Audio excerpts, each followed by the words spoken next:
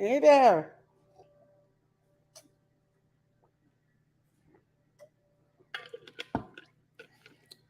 All right, the Black Opinionated Woman, also known as a B.O.W. Thank you for joining in. If you're new to my channel, go ahead and hit that thumbs up because I'm amazing in every way and I can do no wrong.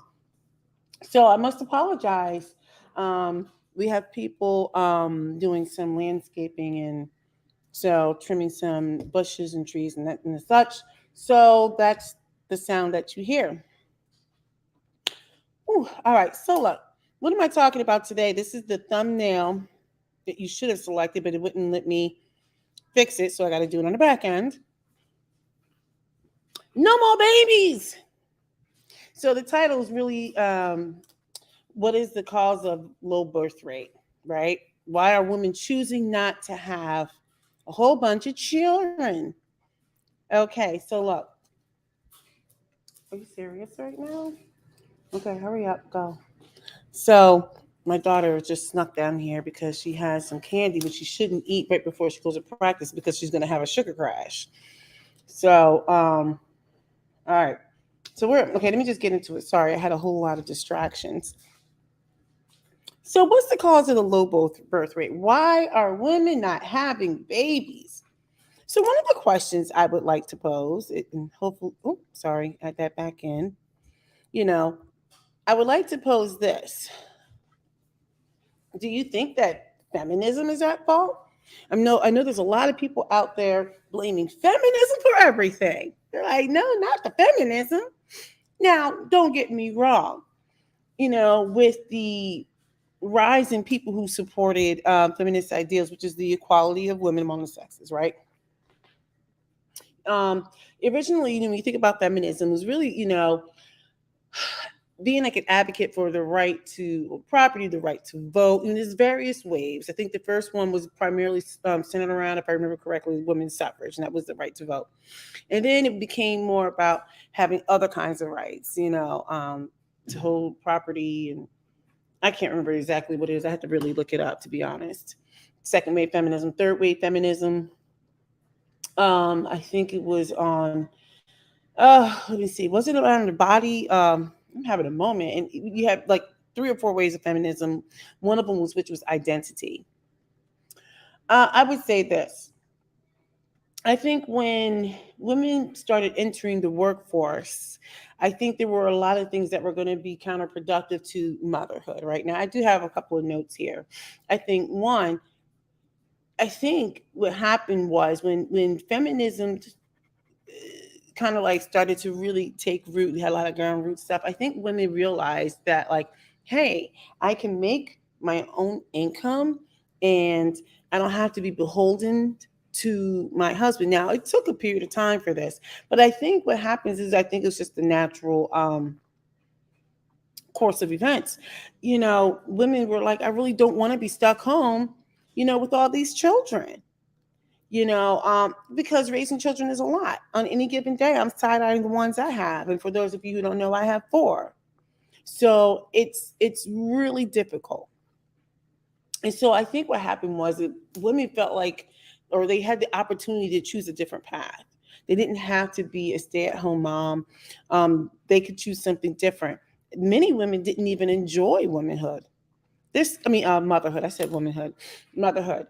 I think even nowadays, there's a lot of women who are like, I am not about that baby life. And I can't knock them. A lot of people want to rag women for this, right? But they're just kind of like, I don't want to have children. And it's for a variety of reasons. But when you have the rise of women in the workforce, they're making more money, they're owning homes, they have a sense of individuality, a sense of freedom. With that comes, hey, I don't choose to take on the role of being a mother. Most often, it's the woman who sacrifices her career, whether you give it up entirely or oftentimes you're not promoted as quickly because you're the one who's attending all of the doctor's appointments and whatever, right? Now, this does not mean that there aren't men who aren't hands on. I'm just saying this is typically what happens. And so when you're constantly missing work or you don't have the opportunity to pursue maybe a certification or anything like that, I mean, your career does suffer. I think when women were in the workplace, I think what happened was there was a lot of role reversals as far as especially I'm going to say in the Black community, right? Especially when we went through that period of we had mass incarceration, we had a lot going on at the time when women, Black women in particular, didn't have the option of even staying home, right? They didn't have the option of just raising children. They had to actually secure income, secure a safe place to live, et cetera, et cetera, et cetera. So what happened was there was this rise of feminism where women had options, right? And they're like, well, I'm choosing not to have a ton of children. I'm choosing career. I'm choosing to exercise other interests. And so that I think was like a reason why there are less children. Women are choosing to have less children. It just really comes down to choices. But I will say this, and I'm seeing this, this isn't just a woman thing. I'm going to say this is generational. I would go on to my next point to say it is incredibly expensive to have children, especially nowadays. We are dealing with this inflation. The cost of housing is high. The cost of healthcare is high. The cost of childcare is high. It is incredibly expensive to have children. It is counterproductive to most people where wages are stagnant, right? So women are and families in general are not having as many children, if any. I think right now when you talk to so many young people, there's a feeling of like, I don't want to say helplessness, but they're just not here for it. They're like, I literally am staying with my parents because I can't afford to buy a home, or I can't afford my rent. I can't afford anything. So I'm hearing that a lot. I'm listening to people who have two children and they are scraping by putting their children in daycare, and they have good paying jobs. Like they have careers. I'm talking about like software developers and that type of thing. They're like, I can't have a third because daycare is high. And it's not because that they're paying the workers, right? Um, but it's just so high. So many people are like, why would I want to have children just so, I can eat spam all day? I think going back to the working women, well, I wouldn't say so much as just feminism. I would say working women, which was probably a byproduct of feminism and suffrage and all that good stuff. I mean, to be honest, let me just say this. It wasn't just feminism. I think with women in the workplace, a lot of things happened post World War. Okay. When women had to enter into the workplace because there were so many men who were gone. So they started working. But I think when you have women in the workplace, it's really difficult to be there for your children. And then now, even just daycare alone, not only is it high, but it's really difficult to secure a spot. I don't know. I think when you think about all this, I know when I talk to women, at least women in the past, I mean, maybe in some instances it's gotten better, but there's not a whole lot of support for women who want to have children. And I'm not going to just say women, I'm going to say families, families, because I think for the first time during this pandemic, I started seeing men were affected by this because they were like, look, it's not like my income is going up, but I'm paying for all this daycare, you know? And they were having to miss work too, because if they had two people in the home, maybe the wife had a position where she really couldn't miss that much work. So the men took it on the chin. I've seen that happen. So yeah, people are like, I don't want to have children. Feminism was the cause, I think. You got high inflation in the economy. You got women who are working and there's a lack of support. The pandemic definitely made things worse. There's so many women who had to stop working. Some people in my neighborhood stopped working. Well, one person in particular. That person was affected by it. So the pandemic is like, well, look, if I'm not working, well, this person is fine in my neighborhood, but there are other people who I think it was just really difficult. It was challenging because if the other parent couldn't work, so then they stayed home with the children. But they're like, I'm not going to have any more kids. I'm missing income, and people want to be people who genuinely are hardworking people. They take pride in knowing that they can take care of their families. And it's tough when you have a person who's working, the economy is, it's very expensive, and then it's like you still want to do things with your children. Like, now these are first world problems, but you still want to be able to do things like, hey, do you want to play this sport? Some sports are more expensive than others. You need equipment. You need to be able to get there and get back. Now with gas just being totally ignorant, I'm like, people are like, you know, the pandemic, really, hurt a lot of families. But I'm looking at circling back to women, working. You got women who chose to get educated, and I would say primarily even with Black women, they were forced to um, obtain an education. They were forced to work. They were forced to purchase homes and stuff like that because they didn't have the support, right? Well, with that, they put off having children. They put off having children. So one of the reasons now why you're seeing people not having children today is because, well, that window has closed. They're waiting too late. They're trying to settle themselves so that they can live comfortably, right? Um, I think it's also difficult with women in the workforce now who are achieving great things. And now it's like, who's going to take a back seat? The woman who has a thriving career or the man? These are real issues, right? So it's kind of like both worked really hard, but it's kind of like, well, because you have a womb, it's like, hey, people just expect you to just, and to each his own. Everybody has a different path in life. But I do think that that's part of it, where women are just like, so I gotta like give up my career that I enjoy. I enjoy what I do. I find fulfillment in what I'm doing. I'm not really all that thrilled with having 500 kids, if any. That's part of it. I think women are really valuing their individuality and independence because it's like, I don't, they get the choice of not having to be a mother. Now, I think with many people, maybe even in my age group, many people had to deal with practically helping to raise their siblings. So that was something that they didn't want to do when they had the opportunity to just live their lives. They were like, well, I don't want to do this. I had to help raise my siblings. You got all that going on. And also with the birth rates going down, I will say this. When the economy was thriving and like doing its thing, people who chose to have children later were not taking advantage, but they were like exploring other fertility options such as IVF and stuff like that.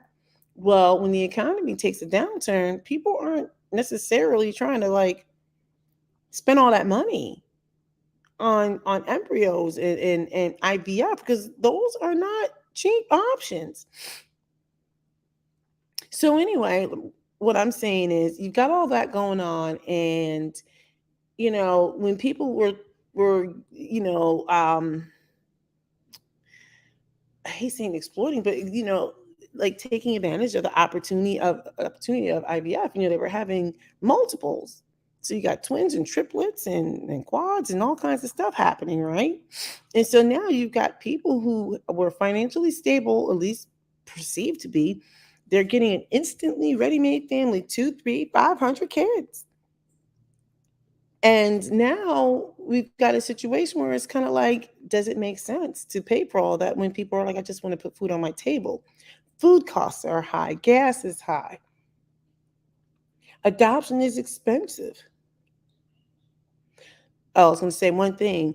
As far as those who are waiting until later, I mean, it becomes more complicated too because they're waiting till later to secure their career and live life.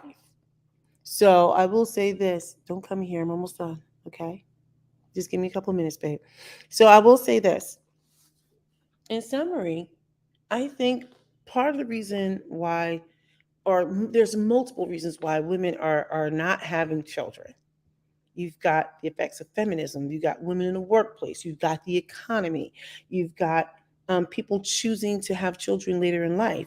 You've got people who can't have children for a variety of health reasons, especially with Black women. There's a lot of health challenges that affect the maternal birth rate with Black women that that are not addressed. So it's making it even more difficult. So we're having, I think we have higher birth deaths and that type of thing, we can't even adopt at this point. It's so expensive and it's an arduous process.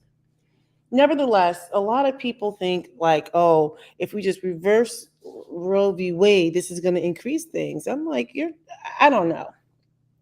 I think people, I think what you're going to see is people who are going to engage in some not so legal activities. I think you're going to have those who have access to resources. They're going to leverage those resources to have family, friends that who are in the industry help them take care of it. It will have been a miscarriage versus, an unaliving of a baby. I think all these things are going to happen. I don't think this is going to go the way the lawmakers or the Supreme Court think that this is going to be. But I've been wrong before. I'll be wrong again. Let me go ahead and throw out my little ticker. Hey, look, just my opinion. But yeah, people are opting not to have children. And although I'm saying it's women, actually, there are a lot of men who are like, yeah, I'm not about that life. It's just so expensive. I just want to enjoy my wife. It could be because maybe there's some challenges there, or maybe they just really don't want to have children. There's so many people. I've heard this so many times. I've had plenty of conversations with 30 somethings, 29 and 30 somethings. They're like, it is so expensive. I just don't want to have a baby. I can't afford a house. I could barely afford my rent. My income is not high enough. It costs too much to have health care. Food is high, gas is high, everything is high. And now you want me to have a baby? Hell, I mean, the cost of putting a child in daycare is high. Now, I know what I was paying when I had my 500 babies. If you're a smart enough person, you will be able to weed out the noise. There are going to be groups of people who are going to blame feminism. There are going to be groups of people who are going to say it's a particular political party. You got to weed out the noise and you have to exercise a little bit of critical thinking. I'm just saying there are multiple reasons why. Man, they are really loud out here trying to trim these hedges, man. I'm like, yo, right when I'm trying to like close out. I just think that people in general are shying away from having children. And I'm hearing it more and more. And the people who are saying it are getting younger and younger. Now, I will say this. The younger and younger I hear people talking about it, I don't know if it's hope. I don't know if it's wisdom. I think maybe those answers may change provided our economy changes. But what I know right now is people are like, I can barely get in what little bit of house I have. And they're like so thankful they have what they have. They're like, I can't afford a child. I don't care how many ways they want to reverse things, but they're like, I can't afford daycare and healthcare and gas and food and a house and my child and live a halfway decent life. They're like, nope, I'd rather just have some experiences and do some other things. All right, that's it for me. Go ahead and subscribe because I'm amazing in every way and I can do no wrong. Go ahead and hit the thumbs up, share it with your friends, leave a comment that actually lets the algorithm know that you're like, I really like her because she's amazing. I keep telling you guys how amazing I am. I don't know if that makes me a narcissist or what, or maybe a sociopath. I don't know. But go ahead, hit that button. That definitely helps. If you have anything to say, go ahead, leave a comment. But look, I'm getting ready to get off of this thing because I got to take my pork chops out the oven. I got to warm up some vegetables and I got to get my kids all the way situated. It's Friday afternoon. I need to get my libation ready for sitting outside at this practice. And yeah, that's pretty much it with me. All right. Until next time. Wait, where's my like outro? I always mess this up. Black opinionated woman out.